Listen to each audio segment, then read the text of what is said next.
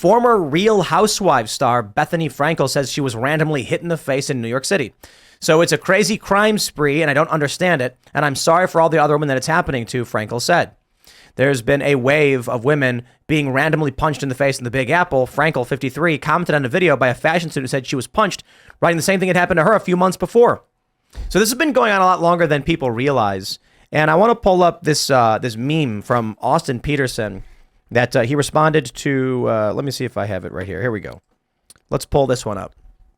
So we had Brad Palumbo respond to me saying, no, the violent victimization of innocent women at random is not hilarious, no matter how insane some of NYC's policies, which not all New Yorkers support, are. To which Austin Peterson says, it can be hilarious when it includes irony. Irony is inherently humorous. If they didn't vote for it, then it's not funny. They didn't expect the Democrat voting would lead to this. Whoops, slipped on a banana peel I just dropped. And he shows this old meme from back during Occupy. This was in Portland. A woman screaming while getting blasted in the face with high pressure pepper spray. And it says, wants more government and more government.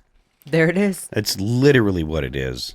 So in New York, when AOC comes out and says, I want to get rid of police, they go, I'm going to vote for her. And then she goes, we're going to strip NYPD of $1 billion, a sixth of their funding. They go, I'm going to vote for that again. And then a guy walks up, punches him in the face, and they go, why is this happening to me? I'm like, well, what do you want me to do about it, huh? It's so specific, though. Is it organized, like people planning to just punch? It seems like there's a million things you can do to violently assault someone. It's all so specific. Mentally ill people who are being released are going around and just punching people. It is terrifying to see like people committing horrendous crimes, getting no jail time, let out immediately. And it is what you vote for, you know?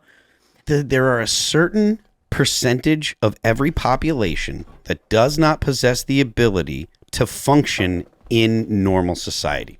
That's all there is to it. Like some people have mental illness, some people have, drug problems, whatever it is. But there are certain things that you have to do to maintain a home, to stay, to be able to function in society. And there are people that just aren't going to be able to do that.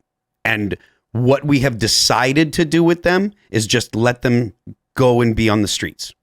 And as long as that's our answer, this is what's going to happen. Because it was like put them in insane asylums or whatever you called them in the 80s. It used to be insane asylums, and then when people were violent, it just turned into people that throw them in jail. Take a look at this. Other people just tried to completely kill that segment of the population, like eugenocide. So this is a video from Andy No, and he says, take a look inside. I don't know if he filmed it, but he posted it. Take a look inside. This is a tiny home that got set up. They buy these for the homeless. The city pays $16,000 for similar housing units for the homeless. It's in Portland, and that's it. An abandoned cesspool of garbage and filth. Yeah. And so it's literally a trash can. And their solution is don't call them homeless. They're houseless, or they're people they're unhoused. Unhoused. And yeah. What they're doing is they're like, we're going to spend a bunch of money buying little homes for them to live in, and then they dump inside of them, turn them into garbage, and then leave. It's like the house clearly isn't the problem here. Yep. It's a million other things that they don't want to address. Yeah. And you see this whenever, I lived in LA for many years, and blue city, blue state, that's the best way to learn that you probably shouldn't vote blue. I mean, just living in that is a scene that you're likely to see walking around anywhere in LA, New York, big cities. Look, in New York, you can't defend yourself. Yeah. It is quite literally as Solzhenitsyn described. If you're in New York and you defend yourself or others, they put you in jail like Daniel Penny. They're trying to lock that guy up. That's insane.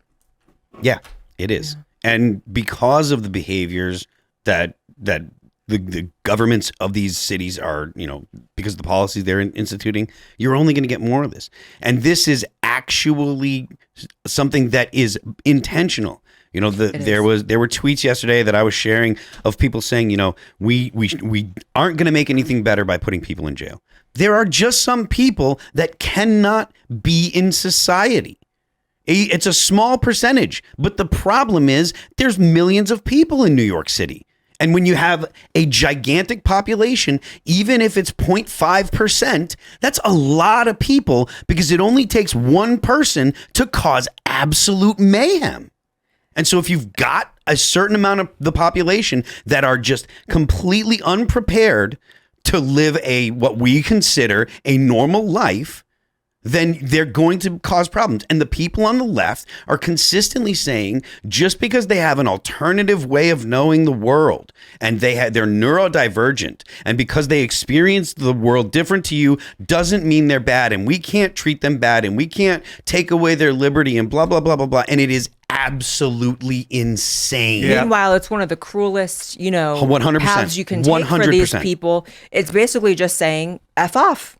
Allow them to F off. And if they invade your space, well, then maybe you shouldn't have been in their space. And it's cruel to them, because especially if you live in these cities or just visit one and you see, it's like, it's so not a normal human thing to walk by people on the street and not know if they're like alive or dead. And that's a common thing on every day walking. LA is crazy. It's insane. Crazy. I realized what it did to even my psyche once I moved away, that like I just felt healthier. It's like, well, maybe I'm not walking past dying people every day. Where on the did you street. live when you were in Hollywood, the middle of it. you were in Oh, Hollywood? man. The middle of it, And yeah. then you go to Austin for the first time and you're hanging out with Malice and you're like, so this is a great place, but where are all the dead bodies? Like we don't have those. Something's missing. You don't I have know. those? Is it the Something's smell? missing. Is the smell? Yeah. There's no sour milk, needles, and dead people. It's like, we don't have that here. But it demoralizes you too. It's like, I think the really scary part of this is that it's no coincidence that, it defies logic that you would let someone out, like you said earlier, the story Anna Kasparian was talking about, like corpses found and that person gets let out, but it's intentional.